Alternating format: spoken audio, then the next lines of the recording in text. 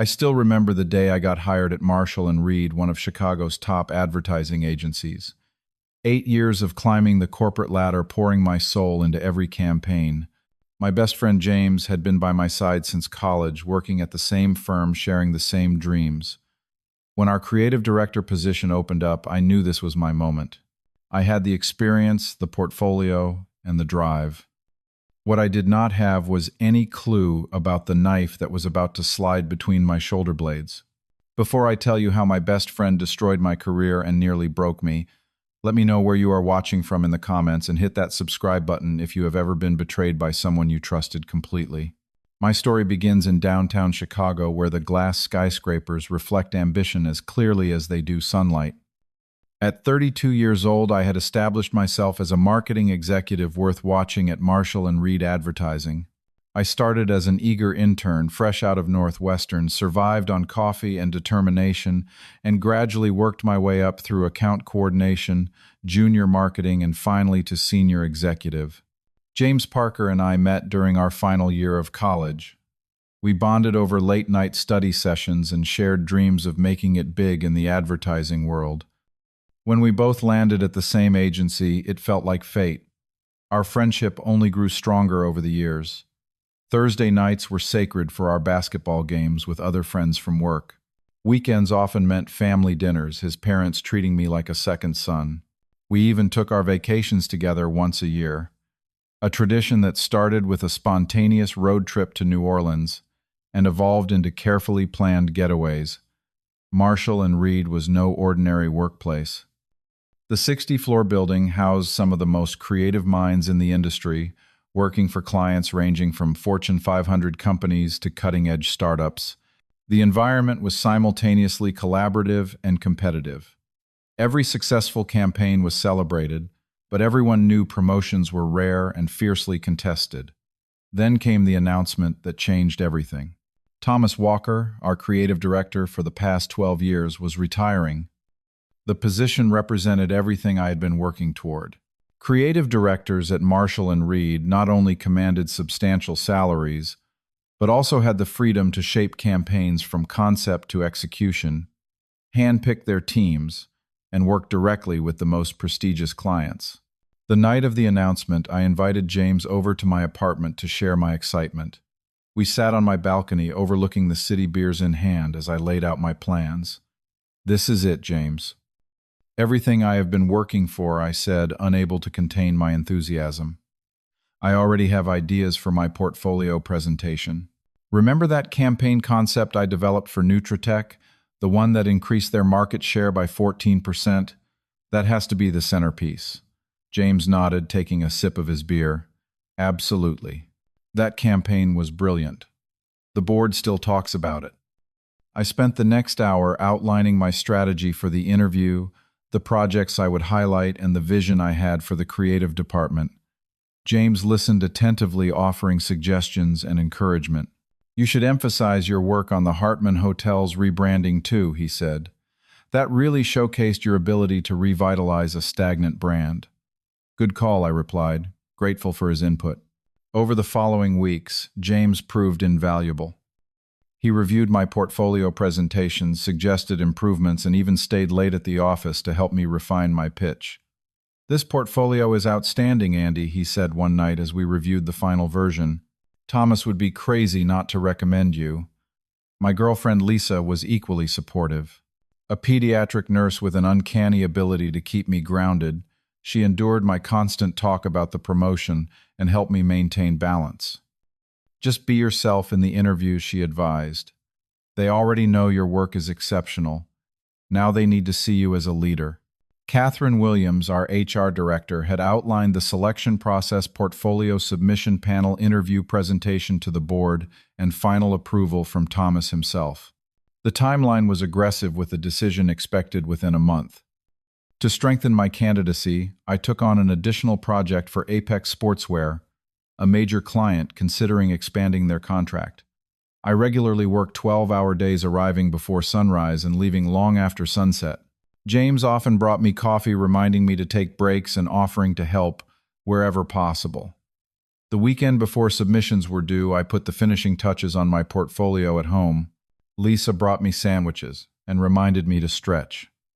When I finally completed it, I felt a surge of confidence. This is the best work I have ever done, I told Lisa as I closed my laptop at 2 in the morning. They would be fools not to promote you, she said, kissing my forehead. On Monday morning, I submitted my application, feeling a weight lift from my shoulders. James met me for lunch, raising a toast to my future success. To the next creative director of Marshall & Reed, he said, his glass meeting mine with a satisfying clink. I had no idea that behind his smile, a very different plan was taking shape. One where my best friend was about to become my worst nightmare. Everything changed on a rainy Tuesday morning. I arrived at the office early as usual, grabbing coffee from the break room before heading to my desk. Catherine from HR stopped me in the hallway. Andy, the interview schedule for the creative director position is posted in the shared drive. First round starts next Monday. I thanked her and immediately opened the document once I reached my computer. Scanning through the names, I felt my heart skip a beat. There, listed between Rachel Abrams and Michael Tompkins, was James Parker. I stared at the screen, convinced I was misreading. James had not only applied, but had made it to the interview stage. The same James who had helped me prepare my portfolio, who knew every detail of my application strategy, who had encouraged me every step of the way. I found him in the creative department reviewing mock-ups with a junior designer. "Can we talk?" I asked, trying to keep my voice steady. Privately. Once in the conference room, I did not waste time. "You applied for the creative director position. Were you planning to tell me?" James leaned against the table, his expression maddeningly calm. "I was going to mention it, but the right moment never came up." "The right moment. You have been helping me prepare for weeks. You knew everything about my application." He shrugged as if we were discussing lunch options instead of a betrayal. "It is just business, Andy. Nothing personal. We are both qualified, and the company should have the best person for the job." "This is not about qualifications," I said, my voice rising despite my efforts to control it. "This is about honesty, about friendship. Look, I respect you as a colleague and friend, but we are both professionals. Thomas is looking for someone who can make tough decisions. This is advertising, not a friendship circle." I left the conference room feeling like I had been punched in the stomach. Over the next few days, subtle changes in James's behavior became apparent. He started eating lunch with senior executives instead of our usual group. He arrived earlier, stayed later, and volunteered for high-visibility projects. The first real warning sign came during a department meeting. We were discussing the quarterly strategy when Thomas mentioned a particularly successful campaign. The client specifically praised the innovative approach, Thomas said. James spoke up immediately. "That concept actually originated in a brainstorming session I led. We refined it as a team, of course." I froze. That concept had been my idea, entirely presented to James during one of our after-hours strategy discussions. He had taken notes, asked questions, helped me develop it, but the core concept was unquestionably mine. Before I could correct him, the meeting moved on. Afterward, I confronted him at his desk. "That was my concept." "You know it was." James did not even look up from his computer. "We developed it together, Andy. I remember it clearly. That is not what happened. Maybe your memory is different. It happens." This pattern continued. Ideas I had shared with James mysteriously appeared in presentations with his name attached. Colleagues began approaching him instead of me for creative input. In meetings, he would subtly question my suggestions or present slightly improved versions of concepts he knew I was developing. 2 weeks before final interviews, we were preparing for a critical presentation to Vertex Technologies, a potential client worth millions in annual billings. James and I were both on the pitch team. We had divided responsibilities, with James handling market analysis and me developing the creative strategy. The night before the presentation, James stopped by my desk. "Quick change of plans. Thomas wants me to lead the creative section too. He thinks it needs a fresh perspective." "What? Why would he make that change now? And why did he not tell me directly?" "He mentioned it when you were at lunch. You can verify with him if you want, but he is in meetings until tomorrow morning." Something felt wrong, but with less than 18 hours until the presentation, I had no choice but to comply. I sent James my slides and notes, staying late to revise my abbreviated section. The next morning, disaster struck. As James presented the creative strategy, it became clear that key market research data was missing. Data that would have substantiated our entire approach. Data that had been in the materials I gave him. When questions came from the potential clients, I had no answers because James had removed the supporting research without telling me. I stumbled through explanations looking unprepared and unprofessional. After the clients left, Thomas pulled me aside. "What happened in there, Andy? You are usually better prepared than this." Before I could explain, James approached. "Sometimes the pressure gets to the best of us," he said sympathetically. "Andy has been working really hard lately." That afternoon, I overheard James talking to two account managers in the break room. "It is concerning," he was saying. "Andy is brilliant creatively, but I worry about his ability to handle pressure in leadership situations. You saw what happened today.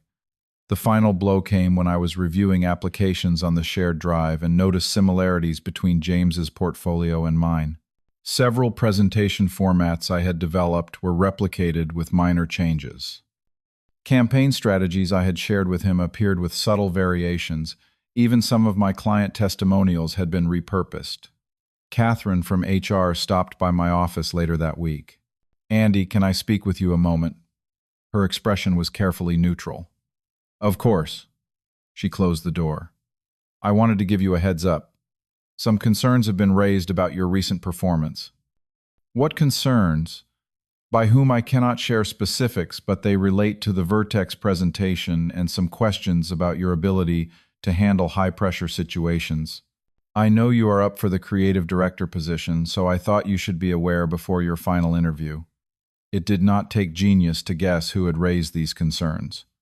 As the interview week arrived, I was a wreck. Sleepless nights left me with dark circles under my eyes. Lisa noticed my distraction, leading to tense moments at home. My usually meticulous work suffered as my focus drifted to James's betrayal rather than my responsibilities. My interview panel included Thomas, Catherine, and two board members. I delivered my presentation on autopilot, answering questions competently, but without the passion that typically characterized my work. When asked about the Vertex presentation, I struggled to explain without sounding like I was making excuses. The decision came 3 days later. The entire creative department gathered in the conference room as Thomas made the announcement. After careful consideration, he said, "I am pleased to announce our new creative director, James Parker." Applause filled the room. James stepped forward, all humble smiles and grateful nods. As he gave his acceptance speech about teamwork and vision for the future, his eyes briefly met mine. There was no remorse there, not even acknowledgement. Just the satisfied look of someone who had played the game and won. I maintained my composure just long enough to leave the building. Once inside my car in the parking garage, the full weight of what had happened crashed down on me. My best friend had systematically undermined me, stolen my ideas, damaged my reputation, and taken the position I had worked 8 years to earn, and he had done it all with a smile on his face. I did not go home that night. "What concerns?" "By whom I cannot share specifics, but they relate to the Vertex presentation and some questions about your ability to handle high-pressure situations. I know you are up for the creative director position, so I thought you should be aware before your final interview." It did not take genius to guess who had raised these concerns. As the interview week arrived, I was a wreck. Sleepless nights left me with dark circles under my eyes. Had James always seen me as competition rather than a friend? Had our entire relationship been strategic on his part? Every shared idea, every confidential conversation, every vulnerability I had exposed suddenly became a potential weapon he might have stored away. My phone buzzed repeatedly with messages from Lisa. I finally answered near midnight. "Andy, where are you? I have been worried sick." "James got the promotion," I said, my voice hollow. "Oh, Andy, I am so sorry." I could not face Lisa with the news of my failure. Instead, I drove aimlessly through Chicago, eventually finding myself at Montrose Harbor. I sat on a bench overlooking Lake Michigan, watching the city lights reflect on the water as the reality of my situation sank in. Not only had I lost the promotion, but I had also lost a friendship I valued deeply. The betrayal cut through every memory, tainting 8 years of trust. The decision came 3 days later. The entire creative department gathered in the conference room as Thomas made the announcement. After careful consideration, he said, "I am pleased to announce our new creative director, James Parker." Applause filled the room. James stepped forward, all humble smiles and grateful nods. As he gave his acceptance speech about teamwork and vision for the future, his eyes briefly met mine. There was no remorse there, not even acknowledgement. "Andy," Lisa said gently, "this is not just unfair. Some of what you are describing could be considered workplace misconduct. Taking credit for your work, deliberately withholding information from presentations, possibly accessing your files to copy portfolio elements. These are serious issues that HR should know about. It does not matter now. He got the promotion. This is not just about the promotion anymore. This is about your professional reputation." That night, as we sat at our kitchen table with mugs of tea, Lisa asked the question that would change everything. "What exactly did James do I need? Specific examples, not just how you feel about it." As I listed each incident, each manipulation, each lie, a pattern emerged that even I had not fully recognized. This was not opportunism or normal workplace competition. It was a calculated campaign to sabotage me while benefiting from my ideas and work. I would not allow James to define my worth or my future. My first step was to document everything. I spent the weekend creating a detailed timeline of events, gathering emails, presentation files, and meeting notes that supported my claims. I recovered files showing original creation dates for concepts James had claimed as his own. I found emails where he had acknowledged my ideas before presenting them as his. On Monday, I returned to work with a new approach. Instead of avoiding James, I would be professionally cordial while giving him no new ammunition. I would document every interaction, save every email, and keep detailed notes of all meetings. I sought out Sarah Jensen, a senior account director who had always been fair and straightforward. Over lunch away from the office, I carefully shared some of my concerns without accusing James directly. "I have noticed some of my concepts appearing in presentations without attribution," I said. "I am trying to understand if this is a communication issue or something else." Sarah studied me thoughtfully. "Attribution issues have come up before, Andy, not just with you. Several creatives have mentioned similar concerns over the past few months. This was unexpected news.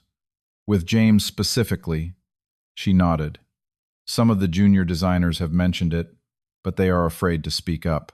He has always been well connected with upper management." This conversation gave me confidence that I was not imagining things. It also provided potential allies if needed. My next step was more difficult. I needed to speak with Thomas, who had chosen James over me. I requested a meeting under the pretense of discussing my future at the company. Thomas welcomed me into his office with the slightly uncomfortable air of someone who knows a difficult conversation lies ahead. "Andy, I hope you know the decision was not a reflection on your work quality. Both candidates were exceptional." "I appreciate that, Thomas. Actually, that is partly why I am here. There are some concerns I feel obligated to share, not out of bitterness about the decision, but out of care for the agency." I presented the evidence, methodically focusing on the pattern rather than individual incidents. I emphasized the potential impact on client relationships if presentations continued to be compromised as the Vertex one had been. Thomas listened without interruption, his expression growing increasingly troubled. When I finished, he was quiet for several moments. "These are serious allegations, Andy. Why did you not come to me sooner? I wanted to believe these were misunderstandings or normal competitive behavior. I did not want to appear as if I was undermining a colleague. But after the Vertex presentation and several other incidents, I cannot ignore the pattern anymore." Thomas leaned back in his chair. "I need to think about this. In the meantime, I would appreciate your discretion. Do not discuss this with others in the department." I agreed, uncertain whether he was truly concerned or simply trying to contain potential damage. The next week brought a surprise. I was assigned to lead a new campaign for Lincoln Motors, a prestigious client that typically went to senior creative directors. When I questioned Catherine about it, she simply said, "Thomas specifically requested you for this." I threw myself into the Lincoln project, working with renewed focus and creativity. Each day I arrived early and stayed late, building a small team of talented individuals whom I knew to be both skilled and trustworthy. I made sure every team member received proper credit for their contributions, creating a collaborative atmosphere that produced exceptional work. 2 weeks into the project, I received an unexpected email from Ryan Henderson, VP of Marketing at Apex Sportswear, the client whose presentation James had sabotaged. "Andy, I have been impressed with your previous work for us. We are considering a major campaign launch next quarter and would like to discuss having you lead it. Can we meet off-site to discuss?" The meeting with Ryan revealed something surprising. "Frankly, Andy, we were underwhelmed by your new creative director during the follow-up meetings. He seems to lack the original thinking we saw in your previous campaigns for us. We want the person who created the run-free concept that increased our sales by 23% last year. I did not mention that James had taken partial credit for that concept in recent presentations. Instead, I focused on understanding their needs and outlining fresh approaches for their new campaign. Meanwhile, I continued gathering evidence.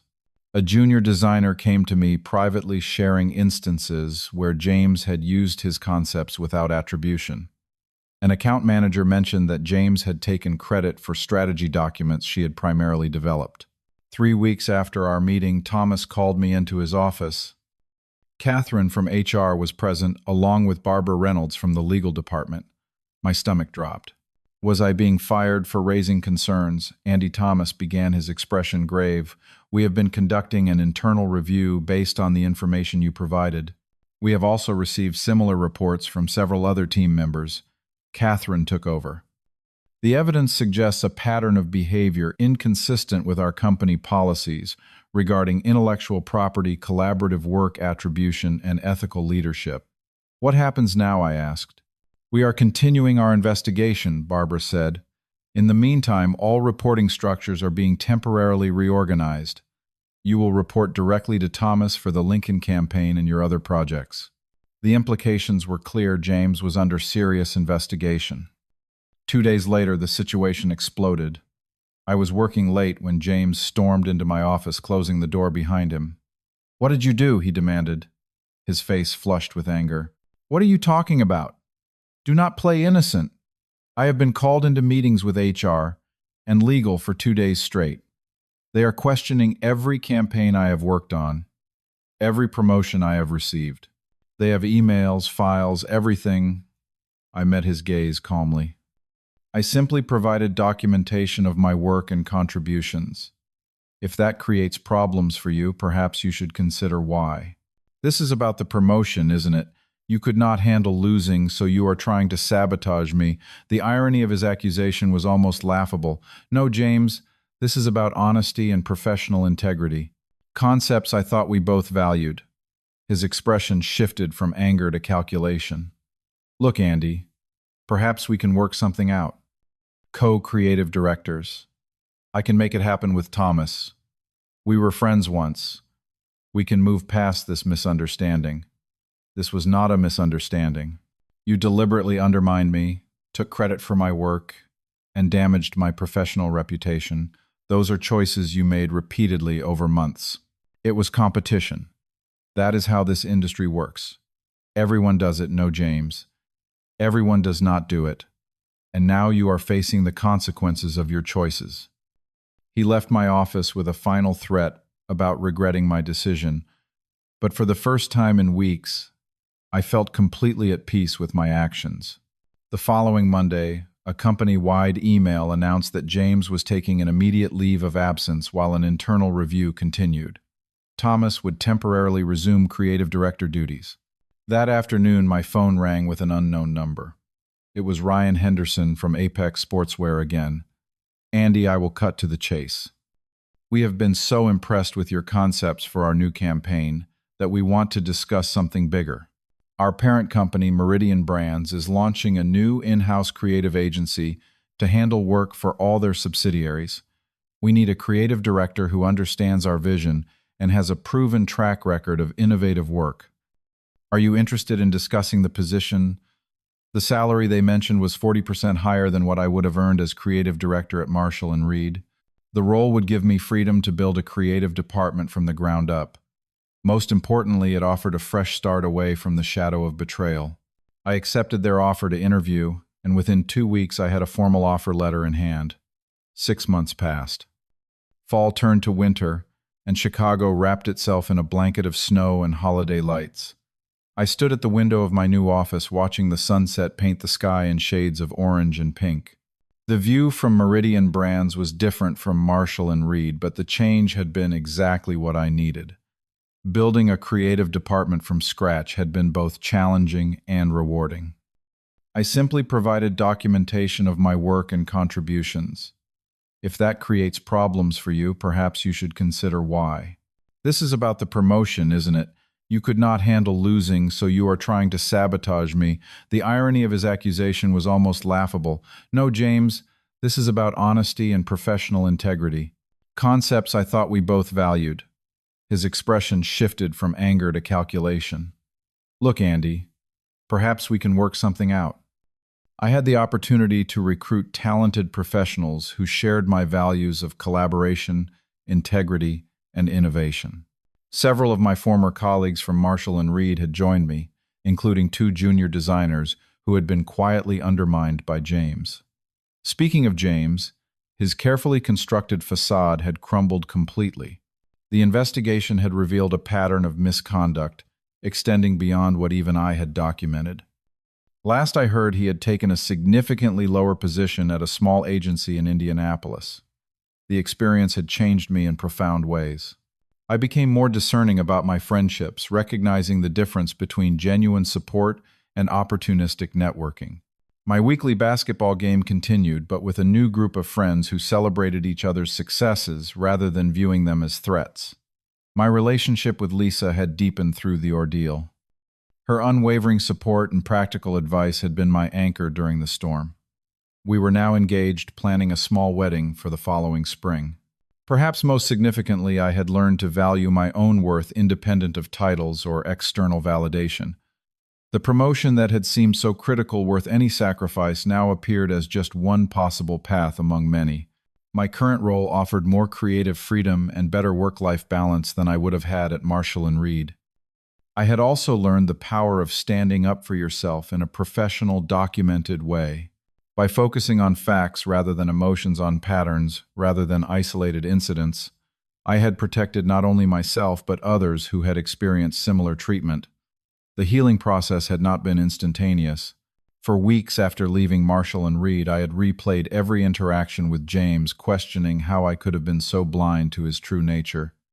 Therapy helped me process these thoughts, as did reconnecting with hobbies I had neglected during my single-minded pursuit of promotion. I started painting again, something I had loved in college but abandoned as my career demanded more time. As for forgiveness, that remained complicated. I did not wish James ill, but neither did I excuse his actions. The forgiveness I eventually found was for myself for not recognizing the signs earlier, for valuing a friendship that existed only in my perception. Most importantly, I learned to recognize true allies. Lisa, who believed in me when I doubted myself. Thomas, who gave me the Lincoln Project when I needed professional redemption. Ryan, who saw my value despite James's attempts to diminish it. These were the relationships worth nurturing, the ones built on mutual respect rather than utility. The betrayal that had nearly broken me ultimately became a compass, pointing me toward better choices, stronger boundaries, and more authentic connections.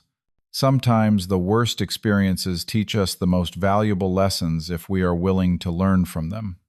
I turned away from the window as my new team filed into the conference room for our afternoon meeting. As I joined them, I felt a profound gratitude for this unexpected new chapter. Have you ever experienced betrayal from someone you trusted completely? How did you recover, and what lessons did you learn? Share your story in the comments below. If this resonated with you, please hit the like button and subscribe to hear more stories about overcoming workplace challenges and personal betrayals. Also consider sharing this with someone who might be going through something similar right now.